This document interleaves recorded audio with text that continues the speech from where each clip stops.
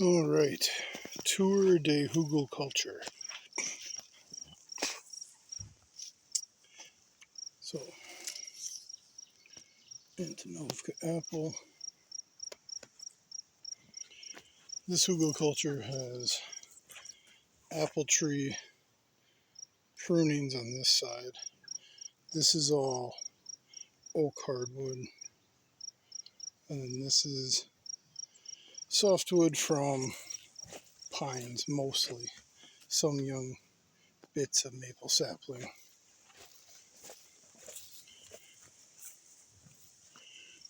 And we got Erie pear. And this is more rotten old oak hardwood, smaller pieces, with apple prunings and some young maple saplings, all cut when dormant this spring. This stuff is all whatever that tree is. I think ironwood or something like that. They got different trees up here than Wisconsin, where I'm originally from, so I'm still in the learning curve. We got Milwaukee apple there, and this one, that's pine, that's oak, and that's oak, well rotted. And we have more apple tree prunings from spring. This side has got more of whatever that tree is. I cut down 2 of those over there to make room for the other Hugelkulture mounds. So that's more of the twigs broken down. And then there's also some of the pine that's well rotted, dead dry, mixed in there. So that's kind of a mix of pine and hardwood. Got the Americana plums, looking pretty good. And this bed here has got old, fairly well rotted oak hardwood. And then it's got, on this side, is just I'm assuming ironwood, stuff that's been stripped down into little twigs and then the branches, and then some maple saplings that were growing under it. It's also stripped. And this side of it is all from the pine in the backyard there, where I've got some pasture for the birds. So that's all dead, dry, well rotted, been chilling for a while. Then we got golden russet apple here. And we got some neem pellets down there, some neem cake.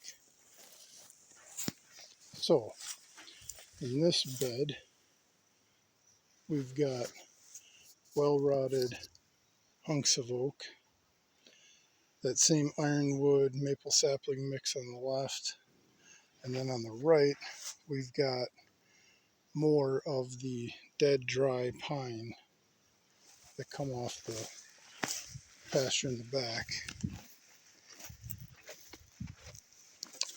And we got the Trader mulberry here.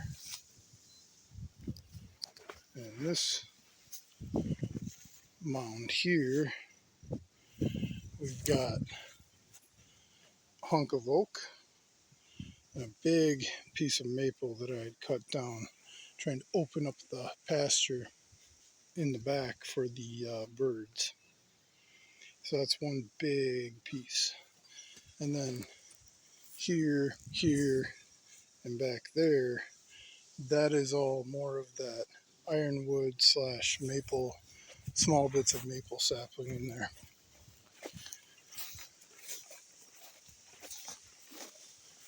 And here we've got the Wolf River, which is pretty near and dear to me because I grew up cruising the Wolf River with my grandpa in his boat in Wisconsin on the north side of Lake Poygan. So here we've got transition to pine. Now this that tree right there that used to block all the sun. I had to cut it down. And then the one ironwood was here and the other ironwood was right there. And they had to go to make room for these fruit trees. So yes, I cut down 3 trees, but if you get your panties in a bunch about it, I really could care less because I literally planted 15 trees. So I just ratioed you. So fresh pine, big old curvy crap. Can't do much with it as far as putting it on the mill. And yeah, I could make firewood out of it, but also, growing food is a thing. So this is all pine. You can see the needles are starting to turn brown. Some of them are still green, fairly dried out, whatever. And these are all branches that are from that pine as well. So this one's probably going to get blueberries in between the fruit trees. And now here we've got a contender peach, and it's 2 trees that were all twisted together. They actually gave me 3. The third one was just a dead stick. And this come from, man, I can't remember what it is. Place out of Tennessee. Very late season because Fedco, I had some trees on order from Fedco, and they straight up screwed me over, along with, I'm sure, thousands of other people with a bunch of excuses and whatever other nonsense.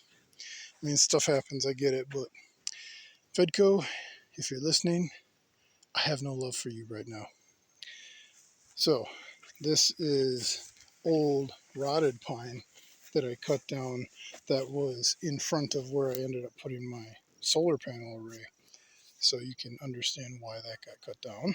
If I have to explain that further, you might have, well, not disabilities, because that would be offensive to people with disabilities who I have compassion for. You're a retard. So we've got more of the newer pine in there.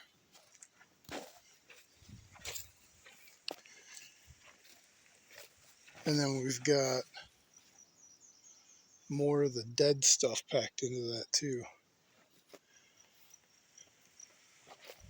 Yes, I'm working on the whole love your neighbor thing. It's a process when you're dealing with the world the way it is. So this is yellow transparent. And you can see I've still got some clearing out to do, little spots of it. And we've got coppicing taking place around the base of this, which honestly I'm going to allow because milkweed. This is what monarch butterflies eat. So we keep that stuff around because it's good. Because monarch butterflies, if you've ever seen them close up, they're some nasty little creatures as far as pests are concerned. So we're already starting to see the monarchs come in. Anyway, we've got more coppicing. So that's going to be allowed to roll.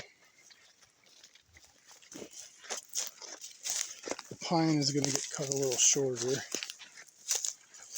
And then all this gigantic stunted maple that was growing under the pine is going to get cleared.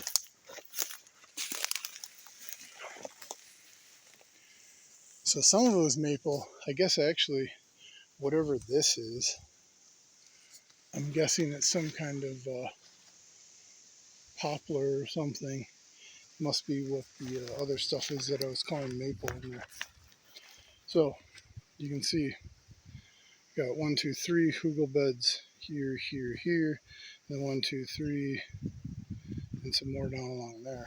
So for right here, between this tree, this tree, this one, and then my apple that I've got going already. Well, I don't have it going. That would be something that Yah grew for us before we ever got here. I don't know how old it is, but it's quite nice under here. And yes, I need to mow. I've been letting my grass grow everywhere because I'm going to cut it all and add it to the Hugelkulture. And you can see the sky because I've got it pruned. And look at, got apples coming in.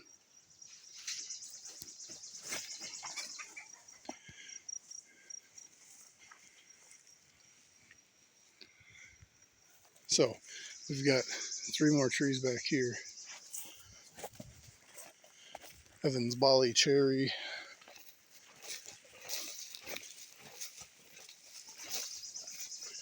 This is the Northland apple, Goodland apple. Zone 2 hardy Alaska stuff. Because you never know, that AMOC looks like it's fixing to collapse. If it doesn't in my lifetime, probably will my kids. This is the Reliance Peach. This came out of a nursery in Wisconsin, done by Racine. It's doing okay. Hasn't quite cracked bud everywhere. This was another one of them late season try and get it things. Check out the butterflies. See if I can sneak up on them.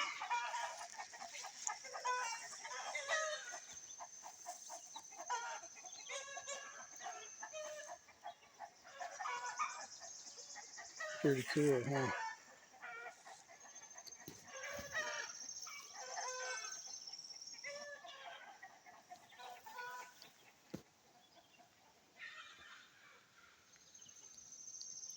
Look at them go.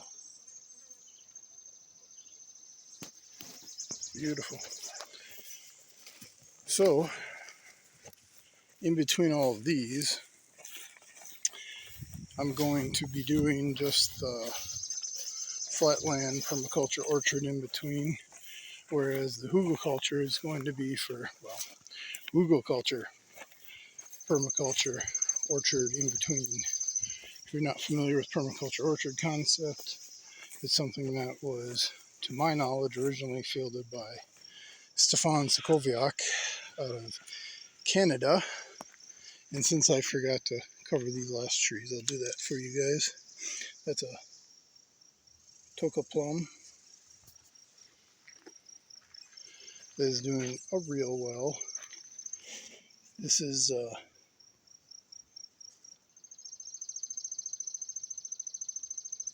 Front Ridge Nursery. Been buying stuff from them for a while. They're always solid. Black Oxford, doing quite well. This one, if you're looking for something in the north that's slow to break because you have frosts all spring like we do, this one stayed dormant a long time.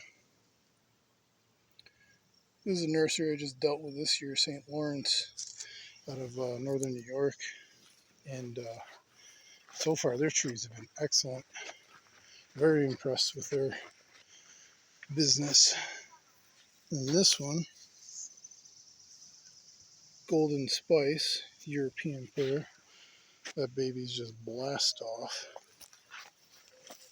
So, all these holes on these fruit trees are 3 foot plus in diameter, 18 inches, give or take, in depth, straight walled, inverted the sod at the bottom, topsoil piled up to spread the roots out, because bare root, that's what you do when you plant fruit trees. You don't go to Lowe's and buy some shit in a pot.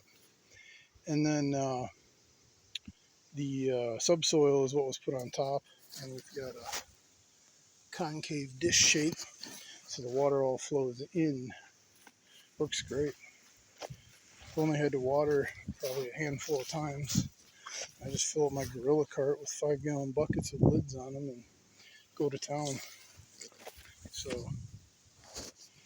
that is what I've got going on. I've been spending a lot of time on it. This is my makeshift dug in the ground little fire pit wall deal here, making some ash/biochar. It's a lot of biochar right there, being made from this ironwood that I cut down, if that's what it's called. I don't know. I'm probably referring to it incorrectly. Cry me a river, pour me a drink. So that right there is called black knot. It is a nasty fungus that affects mostly the prunus species of trees, so plums, etc. It can also affect cherries, but to a lesser degree. And since I have a Toka plum, which is a Japanese American hybrid, Americana plum, which is a Native American plum, and an Evans Bali cherry, I figured it was probably intelligent for me to go ahead and dispose of it by burning. Now I could bury it. Do I want to bury it in my Hugelkulture, where my fruit trees are eventually going to tap their roots into? No, that's probably not so smart. Maybe that makes no difference. I don't know exactly how it transfers. I'm not college educated in any way. I actually flunked out of tech school, so there you go. But this huge area here, give her the spin. We got Hugelkulture hoogling along here. So this big area is going to be my crop field in between. It's quite large, actually. Let's see if I can step back and get the proper scope of it. And if you've stuck into the video this long and you haven't thrown up from my excellent video skills, bravo to you. Back up to the corner of my fencing here, so you can see these hugel mounds in between are something like, well, these are 6-foot logs, so it's roughly 18 foot wide, and we've got 25-foot spacing on the trees, so these are all approximates within 6 inches, something. But yeah, basically along this line, so from this tree to that tree, you can see the end of the Hugelkulture. Everything in between here is going to be crops. Typically, in a typical year, the plant is corn and peas, flopping back and forth in a rotation. So you've got your heavy feeder of corn and your heavy giver of peas. And the peas are honestly just field peas, yellow field peas, and Admiral peas. I'm going to trial both of those, and it's going to be feed for my birds. And then they're all open pollinated, so I can, when I figure out which one I like best and grows best, etc., I will start saving seed from that. And then the corn is going to be, trying to think of the breeder's name. You can get it at Johnny Seeds. It's Montana Morado maize. Montana Morado maize. It's black. Corn finishes in 85 days. So that's going to be phenomenal if it pans out. But yeah, there's going to be a whole bunch of corn and peas there. But this year it's going to be corn, peas, beans, and squash, because I do not have my greenhouses up yet. So that is what it is. Over here, I'm going to be doing over in this area. I'm going to have 3 16 by 32 greenhouses to north to south. That's going to be growing my potatoes, my squash, and my beans. So planning on trialing a few different types of beans this year too. I think I'm going to go for a provider and Vermont cranberry, and I don't know the other one. A bunch of different squashes. These are the bluebell grapes, the Brianna grapes. These are potatoes. I know it looks like it needs to be weeded, but really, looks like I'm going to move the pots over. They're all going to end up in my greenhouse. Still waiting for some of these to break ground.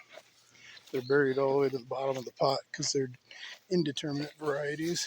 The determinates, like the dark red Norlands here, have already busted ground and making leaps and bounds. But they're first early determinate varieties. And this is red port. which is a new determinate that's basically something similar to that. You got the Yukon Gold busting out too, also a determinate. It's a second early though, a little later in maturity than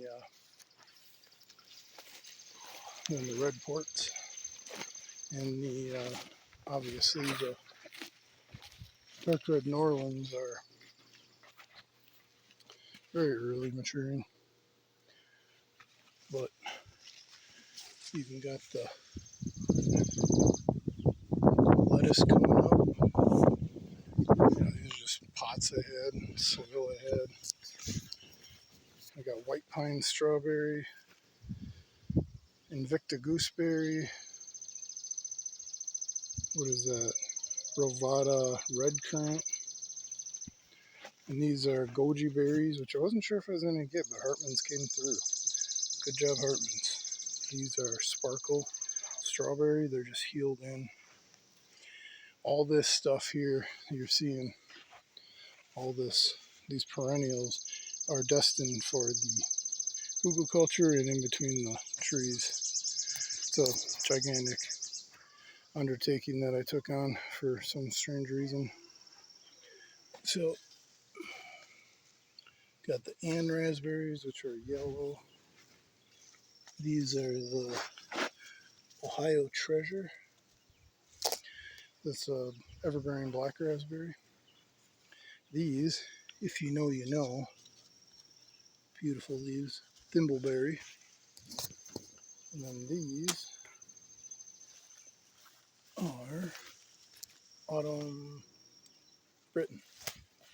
So that's a red raspberry, nice big one. Whole pile of Trader mulberries because I ordered all this on the wholesale side because it's cheaper. Of Hartman's plants. These are not doing so well. It's a Czech Haskap, Czech 17 Haskaps. They need to hit the ground. These I just dug out of the grass. They're in an old patch I started a few years ago of rhubarb. Some of it is actually rhubarb that my great-grandfather grew. Pretty sure it's this big one and this big one and then this batch here. I'm not sure. I think it's just these two. And then this, and this I planted from seed that I started in trays, and that was Mary Washington. And this very well may be Mary Washington, who knows, but that was grown in Wisconsin for a long time. And then that over there with powdery mildew is another flavor of Haskap. That's the Tundra. They like to sprawl low for some reason. We got elderberry here. Ranch elderberry. This is another Americana plum I picked up out of my, you can see I just dug it out of the lawn this spring while it was dormant. I was over by my wood pile that used to be a nursery that mostly failed, but the Americana plum is super hardy. There's that stick I was talking about that was just a contender peach, stuck it in a pot as a maybe. And this is the Blizzard Haskap, but apparently the help they hired is very affordable to pay because that's not how you spell blizzard. Blizzard. We had a good laugh when we were reading that at first. But hey, they work hard, they get their job done. Shouldn't make fun of them. So, yeah, we got, my wife planted lettuce in those, and then some basil in those, some Genovese basil, because the Italians know how to grow stuff.